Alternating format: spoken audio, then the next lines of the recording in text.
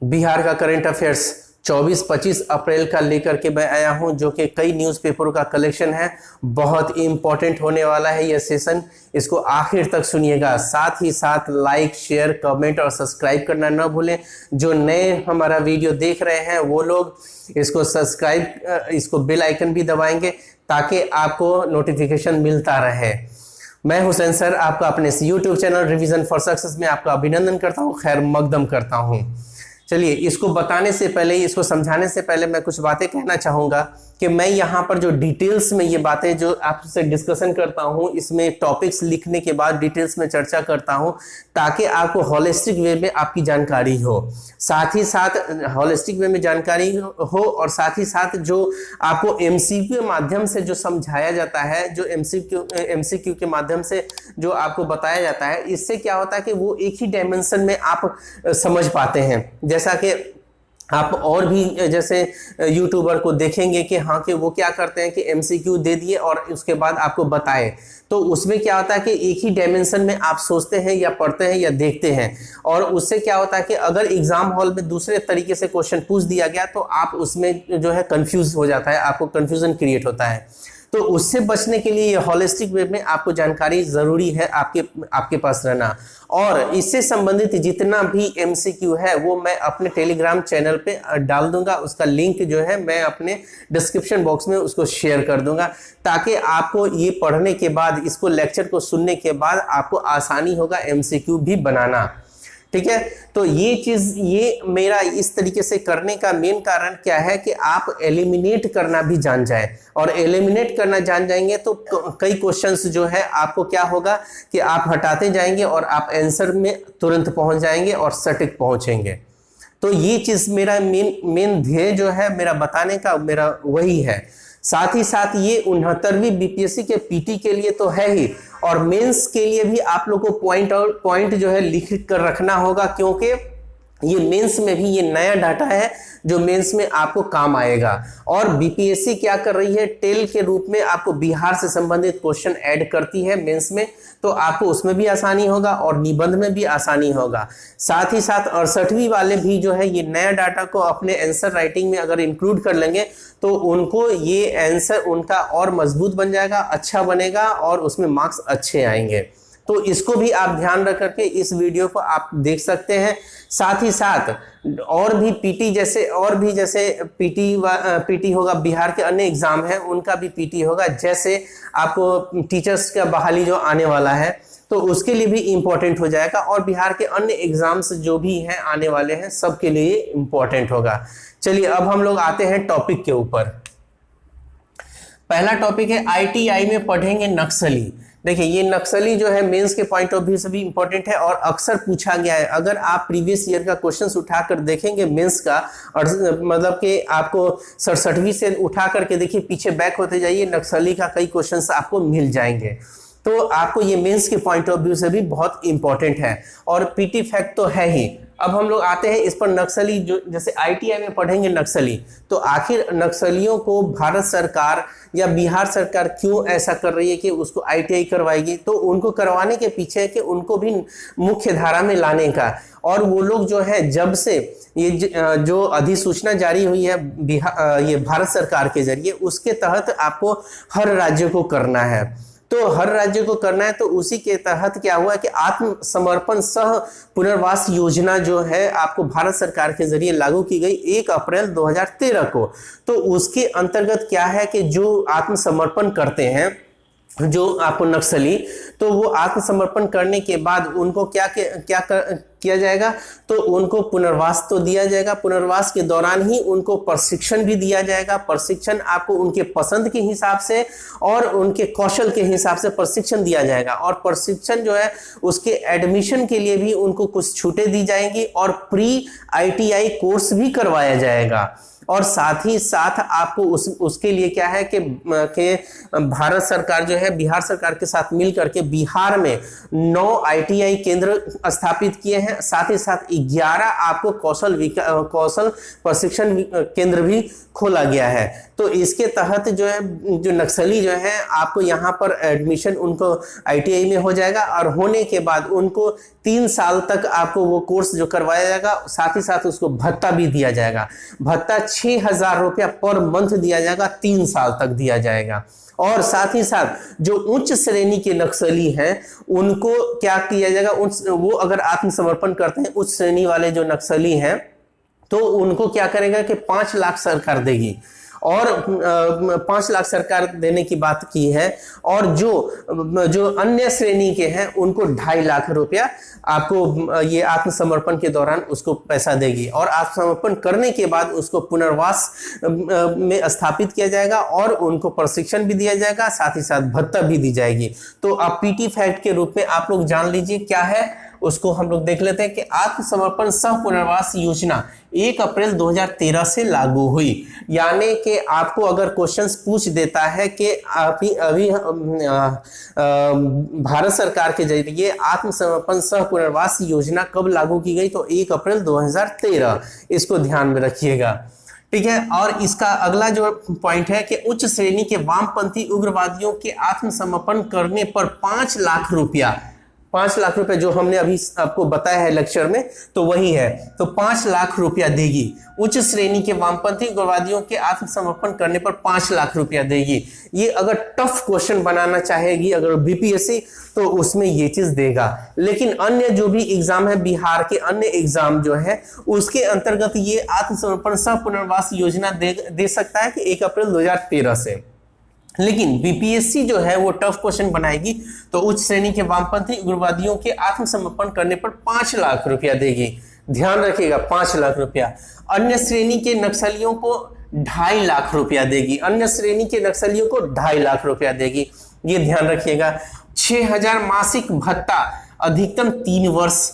6,000 मासिक भत्ता जो हमने लेक्चर में बोला था वही है। 6,000 मासिक भत्ता अधिकतम 3 वर्ष के लिए देगी, ये भी ध्यान रखिएगा। फिर उसका 9 ITI और 11 कौशल विकास केंद्र विकसित किए गए हैं राज्य में, यानी बिहार में। बिहार में आपको क्या किया गया है, तो 9 ITI और 11 कौशल विकास केंद्र विकसित किए गए हैं। ये इंपॉर्टेंट है। अब ये आंकड़ा को आप चाहें तो आप मेंस में भी कोट कर सकते हैं। जो 68वीं वाले हैं उनको नक्सली निबंध में भी पूछ सकता है और आपको PT ये GS में भी पूछ सकता है। और 69वीं वाले इसको नोट डाउन करके रखेंगे ताकि आपको जो है मेंस जब आप लिखते रहेंगे तो आपको वहां पे आंकड़ा को पुट करेंगे, तो उसके लिए आपको अच्छा मार्क्स भी उठेगा और फायदा भी होगा। ठीक है। अब हम लोग अगला टॉपिक आते हैं। 25 वर्ष में बिहार का 39.76 लाख हेक्टेयर क्षेत्र बाढ़ से हुआ प्रभावित। मतलब 39.76 लाख हेक्टेयर क्षेत्र बाढ़ से हुआ प्रभावित। अब देखिए, बाढ़ से हुआ प्रभावित, बाढ़ भी जो है आपको मेंस के पॉइंट ऑफ व्यू से ये टॉपिक, बाढ़ सुखाड़, ये टॉपिक भी बनता है। तो ये जो है लेटेस्ट इसमें आंकड़ा है। और लेटेस्ट आंकड़ा अगर 68वीं मेंस वाले डालेंगे तो उनके लिए बहुत इंपॉर्टेंट होगा ही।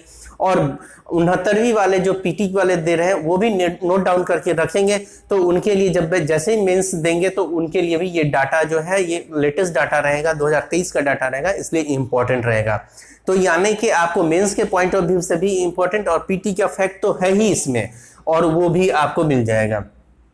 तो आपको यहाँ पे 25 वर्ष में बिहार का 39.76 लाख हेक्टेयर क्षेत्र बाढ़ से हुआ प्रभावित।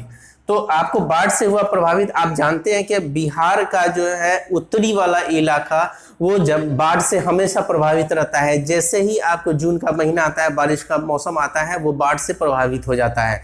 मतलब कि करीब 76% उत्तरी बिहार के 76% आबादी जो है बाढ़ के तबाही से आपको परेशान रहती है और उसे अपना घर बार छोड़ करके सड़कों पर बिताना पड़ता है। तो एक तो ये है। और पूरे होल अगर देखा जाए, पूरे देश का जो है, पूरे देश में बाढ़ से प्रभावित अगर नंबर 1 पे है तो वो बिहार ही है। तो और बिहार ही है। इसके लिए सबसे बड़ा जिम्मेवार कौन है? तो जो नेपाल से पानी जो बहकर आ रहा है उसके लिए हम लोग का समझौता बहुत बढ़िया तरीके से समझौता हो नहीं पाया है, जिसकी वजह से जो है हम लोग के यहाँ बाढ़ आता रहता है। क्योंकि नेपाल से काफ़ी नदियाँ जो आती रहती हैं, जैसे आपको ये बूढ़ी गंडक हो गया, चाहे कोसी हो गया, ये सब जो है उधर ही से आती है। तो उसकी वजह से जो है आपको बाढ़ उत्तरी बिहार का जो है बाढ़ से परेशानी रहती है। अब आते हैं हम लोग कुछ पॉइंट्स जो राष्ट्रीय आपदा प्रबंधन विभाग ने इसरो व NRSC से 25 वर्षों के बाढ़ प्रभावित क्षेत्रों का मानचित्र और अध्ययन कराया गया है। मानचित्र व अध्ययन करवाया गया है। देखिए ये जो है इसरो और NRSC, यानी कि NRSC क्या हुआ? तो नेशनल रिमोट सेंसिंग सेंटर, यानी कि राष्ट्रीय सुदूर संवेदन आपको केंद्र है। तो इन दोनों के जरिए जो है आपको राष्ट्रीय आपदा प्रबंधन विभाग ने एक सर्वे करवाया। 25 वर्षों का सर्वे हुआ। अब 25 वर्षों का सर्वे के अंतर्गत ही आपको 39.76 लाख हेक्टेयर क्षेत्र पता चला कि बाढ़ से ग्रसित रहता है हर साल आपको बिहार। तो इतना ये पता चल रहा है, लेकिन यहां पर मैंने नहीं लिखा है बिहार जल संसाधन विभाग जो है इसके अनुसार जो है बिहार जो है कितना परसेंट रहता है? तो 68.80 लाख हेक्टेयर बाढ़ से प्रभावित क्षेत्र रहता है। यहाँ जो इसरो और NRC ने जो अपना अध्ययन किया है और जो रिपोर्ट दिया है वो है आपको 39.76 लाख हेक्टेयर।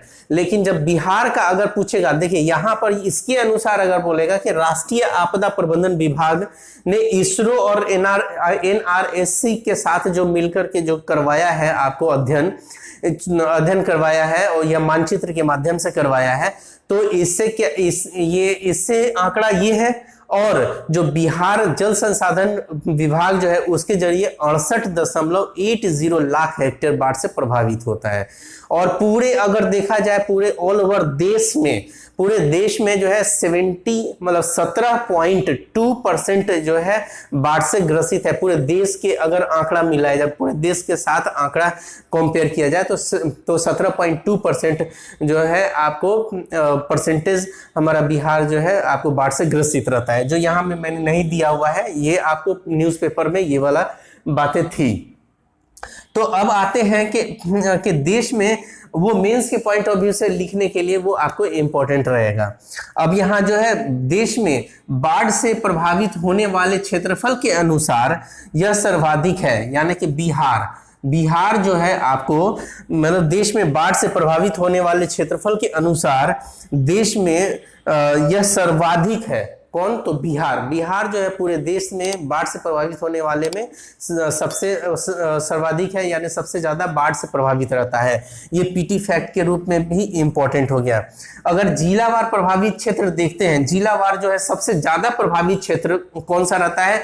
तो पूर्वी चंपारण है, मधुबनी है। पूर्वी चंपारण पहले नंबर पे, फिर मधुबनी है, और फिर उसके बाद दरभंगा है, फिर मुजफ्फरपुर है, कटिहार है और पटना है। तो पहला 3 याद रखिएगा कि पहला जो पूर्वी चंपारण हो गया, दूसरा मधुबनी हो गया और तीसरा दरभंगा हो गया। और छठे नंबर पे याद रखिएगा आपको हो जाता है पटना, तो उसको याद रखिएगा। और मुजफ्फरपुर हमारा जो जिला है मुजफ्फरपुर, वो आपको चौथे नंबर पे है। चौथे नंबर पे मुजफ्फरपुर है जो कि बाढ़ से प्रभावित रहता है। अब जो सबसे कम बिहार में प्रभावित जो क्षेत्र है बाढ़ में, तो वो है बांका। सबसे कम बांका के बाद नवादा हो गया, फिर भभुआ हो गया, जमुई, शिवहर हो गया।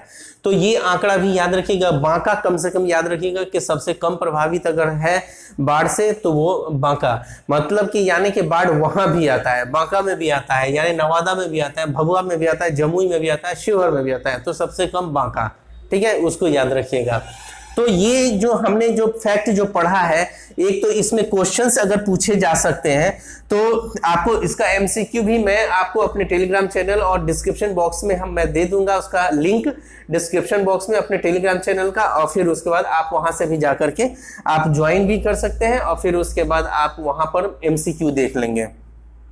तो यहाँ पे जो क्वेश्चन बनेगा कि आपको अभी हाल में ही भारत सरकार ने किस संस्था के जरिए आपको बाढ़ प्रभावित क्षेत्र का आपको मानचित्र और अध्ययन करवाया है तो आपको इसरो और NRSC, तो इसको ध्यान में रखिएगा। फिर इसमें क्वेश्चंस बनेंगे कि बिहार में बाढ़ से प्रभावित सबसे ज्यादा बाढ़ से प्रभावित जिला कौन सा है, तो पूर्वी चंपारण हो जाएगा। ठीक है, ये याद रखिएगा, पूर्वी चंपारण, मधुबनी और उसके बाद हो गया आपको ये दरभंगा, ये 3 को याद रखिएगा। और सबसे कम प्रभावित क्षेत्र कौन सा बोला जाएगा, तो आपको बांका बोला जाएगा, उसका नवादा है, भभुआ है, जमुई है, शिवहर है, ये ध्यान में रखिएगा। अब आते हैं अगला टॉपिक हम लोग, बदलाव। ये मैं टॉपिक जो लिखता हूं ना, ये आपको न्यूज़पेपर का ही टॉपिक में लिख देता हूं ताकि आपको भी आसानी हो सकता है कि जैसे मैं थोड़ा सा कम और इम्पोर्टेंट ये डाटा मैं लिखता हूं यहाँ पर, आप उसको डिटेल्स में पढ़ना चाहेंगे तो आप न्यूज़पेपर में भी पढ़ सकते हैं। अगर इससे संबंधित आपको कुछ अगर कमेंट के माध्यम से आप हमसे पूछ भी सकते हैं, और या आपको अगर जरूरत होगा तो आप हमको बोलिएगा तो हम आपको आपके व्हाट्सएप पर हम दे सकते हैं। ठीक है, ये ठीक है, टॉपिक है बदलाव, दूसरी संतान बेटी हुई तो 6,000 मिलेंगे। तो दूसरी, तो ये भारत सरकार का योजना है कि प्रधानमंत्री मातृत्व वंदना योजना है। ठीक है, उसके तहत आपको क्या किया गया है कि आपको भारत सरकार ने अभी सभी राज्यों को कुछ संशोधन किया है और सभी राज्यों को इसकी जानकारी भेजी गई है। ठीक है, तो इसके तहत क्या है कि पहले आपको प्रधानमंत्री मातृत्व वंदना योजना जो है, इसके तहत भारत सरकार 5,000 रुपया देती थी। जो महिला जो है आपको गर्भवती महिला है उसको 5,000 देती थी, और उसको अगर जैसे बेटी हुई, दूसरी भी बेटी हुई, पहली भी बेटी या दूसरी भी बेटी हुई, उन्हीं को ही ये आपको लाभ मिलता था इस योजना का। तो पहले देती थी 5,000 रुपया देती थी और किस्त में देती थी। लेकिन इसमें संशोधन किया गया है, तो किसके जरिए संशोधन किया गया है, तो महिला एवं बाल विकास मंत्रालय के जरिए इसमें कुछ संशोधन किया गया है। संशोधन के तहत अब जो पैसा मिलेगा वो 6 लाख रुपया मिलेगा जाएगा, और अब किस्तों में नहीं मिलेगा, अब आपको एक साथ उसके पास पैसा वो पहुंच जाएगा, उसके खाते में पहुंच जाएगा। तो आपको इस योजना के तहत ये बातें ये की गई है। और ये जो है आपको अब आ जाते हैं, पॉइंट पे आ जाते हैं। ठीक है, कि यहाँ पर जो है इसके तहत प्रधानमंत्री मातृत्व वंदना योजना 1 जनवरी 2017 को लागू हुआ था। ये याद रखिएगा कि प्रधानमंत्री मातृत्व वंदना योजना कब लागू हुआ है, तो 1 जनवरी 2017 को लागू हुआ है, इसको ध्यान में रखिएगा। योजना में महिला एवं बाल विकास मंत्रालय भारत सरकार ने संशोधन किया है। ठीक है, तो ये किसके जरिए, ये आपको अगर ये इस योजना में संशोधन किसके जरिए किया गया है, तो महिला एवं बाल विकास मंत्रालय के जरिए संशोधन किया। भारत सरकार के महिला एवं बाल विकास मंत्रालय है, उसके तहत इसमें संशोधन किया गया है।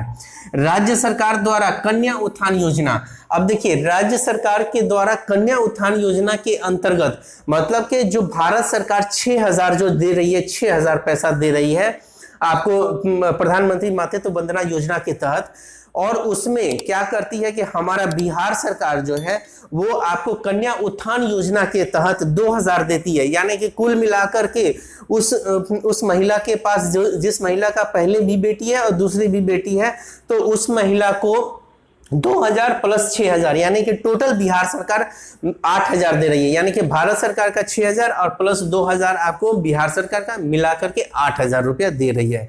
तो ये आपको अगर एक तरीके से देखा जाए तो बिहार सरकार भी जो है जिस तरीके से भारत सरकार आपको महिलाओं के उत्थान के लिए या महिलाओं के संरक्षण के लिए, महिलाओं की सुरक्षा के लिए जिस तरीके से वो दे रही है, तो उसी तरीके से बिहार सरकार भी आपको कन्या उत्थान योजना के तहत 2,000 रुपया दे रही है। हम लोगों ने पिछले वीडियो में भी चर्चा किया हुआ है कन्या उत्थान योजना के बारे में। आप चाहे तो मेरा सीक्वेंस जितना भी वीडियो आ रहा है आपको बिहार स्पेशल मतलब बिहार का करंट अफेयर्स के तौर पे आपको किसी न किसी वीडियो में आपको वो मिल जाएगा। चलिए, तो ये आपका हो गया हमारा जो है तीसरा आपको टॉपिक खत्म। चौथा है राष्ट्र कवि रामधारी सिंह दिनकर की पुण्यतिथि। राष्ट्र कवि रामधारी सिंह दिनकर की पुण्यतिथि आपको कब मनाई गई है, तो 24 तारीख को मनाई गई है। तो इसको ये मोस्ट इंपॉर्टेंट इस वजह से, ये पुण्यतिथि की वजह से इंपॉर्टेंट नहीं है, बल्कि इस वजह से इंपॉर्टेंट है कि ये 1952 में राज्यसभा के सदस्य मनोनीत हुए थे। ठीक है। 1952 में आपको राज्यसभा सदस्य मनोनीत हुए थे। और ये रामधारी सिंह दिनकर कहाँ के हैं? तो ये आपको हो गए सिमरिया घाट, आपको बेगूसराय के हैं। याद रखिएगा, यहाँ मैंने नहीं लिखा है लेकिन मैं बोल रहा हूँ, उसको नोट डाउन कर लीजिएगा कि राष्ट्रकवि रामधारी सिंह दिनकर जो है ये कहाँ के हैं? तो आपको सिमरिया घाट आपको बेगूसराय के हैं। और इनका जो कुछ किताबें हैं, जैसे रश्मि रथी है, जैसे आपको रश्मि रथी के साथ साथ आपको हुंकार है। इनका पहले का डाटा पूछ सकता है कि हाँ कि ये राज्यसभा सदस्य मनोनीत हुए थे या नहीं हुए थे, ये भी चीज पूछ सकता है। या राष्ट्रकवि रामधारी सिंह दिनकर जो है वो कब राज्यसभा के मनोनीत सदस्य बनाए गए थे? तो 1952 में बनाए गए थे। और इनका स्थान पूछ सकता है, क्योंकि पूछा जाता है और भी पूछा गया हुआ है। तो आपको सिमरिया घाट बेगूसराय, उसको भी ध्यान में रखिएगा। हम लोग अगला पॉइंट में, अगला टॉपिक पे, दिव्यांगों के लिए ब्रेल लिपि। अब ब्रेल लिपि में म्यूजिक और मैप की किताब छपेगी। यानी कि ब्रेल लिपि, आखिर ब्रेल लिपि है क्या? यानी कि जो अंधे जो होते हैं, उनके लिए ब्रेल लिपि का इस्तेमाल होता है, जो कि उभरा हुआ चीज रहता है, चाहे लिखने का या रुपया में भी देखिएगा आपको 500 रुपया या कोई भी रुपया के नोट में देखिएगा, उसमें भी कुछ उभरा हुआ रहता है कि जो अंधे लोग जो होते हैं उनको टच करके समझ जाए कि ये 20 रुपया का नोट है, ये 5 रुपया का नोट है, या कितने का नोट है, उसको वो समझ जाए। तो उनके अकॉर्डिंग ही जो है आपको कोई भी नोट बनता है। या उसी तरीके से यहाँ पर क्या है कि ब्रेल लिपि में म्यूजिक और मैप की किताब छपेगी। तो ये किताब जो छपेगी आपको ब्रेल लिपि में आपको म्यूजिक और मैप की किताब छपेगी। कहाँ छपेगी? तो मुजफ्फरपुर में छपेगी। मुजफ्फरपुर यानी कि हमारा जिला, तो मुजफ्फरपुर में ये छपेगा। और ये छपेगा तो आपको अगला पॉइंट जो है कि झारखंड और बिहार के बच्चों के लिए, मतलब ये जो छपेगा ब्रेल लिपि, वो बिहार और झारखंड के बच्चों के लिए छपेगा। इसमें क्वेश्चंस क्या पूछा जा सकता है कि इसमें कि ब्रेल लिपि में म्यूजिक और मैप की किताब अभी हाल में बिहार में किस जिले में छपेगी? तो आपको ये हो जाएगा मुजफ्फरपुर में। अभी और फिर उसके बाद क्वेश्चंस ये आ सकता है कि ब्रेल लिपि में म्यूजिक और मैप पर किताब छपेगी वो किस दो राज्यों के लिए? तो आपको झारखंड और बिहार के लिए। तो यहाँ पर क्या है, झारखंड व बिहार के बच्चों के लिए ये आपको ब्रेल लिपि जो म्यूजिक और मैप का जो किताब जो छपेगा वो दोनों के लिए, बिहार के बच्चों के लिए भी, झारखंड के बच्चों के लिए। लेकिन छपेगा कहाँ? तो मुजफ्फरपुर में। अगला है भागलपुर में 3 ब्लॉक से कोयला का खनन की मिट्टी मंजूरी मिली है। ठीक है, भागलपुर में 3 ब्लॉक से कोयला खनन की मिली मंजूरी। यानी कि जो भागलपुर में जो है 3 कोयले का आपको खदान को मंजूरी मिला है भारत सरकार के जरिए। वो कहाँ मिला है भागलपुर में? तो पीरपैती में 3 ब्लॉक है, कोल ब्लॉक है। जैसे एक है लक्ष्मी, यहाँ पे नहीं लिखा हुआ है, वो आप नोट डाउन कर लीजिए, लक्ष्मी कोल ब्लॉक है। दूसरा है मिर्जा गांव नॉर्थ कोल ब्लॉक है। और तीसरा है आपको मिर्जा गांव साउथ कोल ब्लॉक है। लेकिन बिहार में टोटल 4 कोल ब्लॉक है। तो चौथा जो कोल ब्लॉक है मंदार पर्वत कोल ब्लॉक है, जो कि बांका में है, उसको याद रखिएगा। यानी कि टोटल 4 है, 3 भागलपुर में जिसको अभी हाल में मंजूरी मिली है भारत सरकार के जरिए, जो कि पीरपैती, भागलपुर के पीरपैती में है। और तीनों जो कोल ब्लॉक कौन सा है? एक लक्ष्मी कोल ब्लॉक है, एक आपको मिर्जा गांव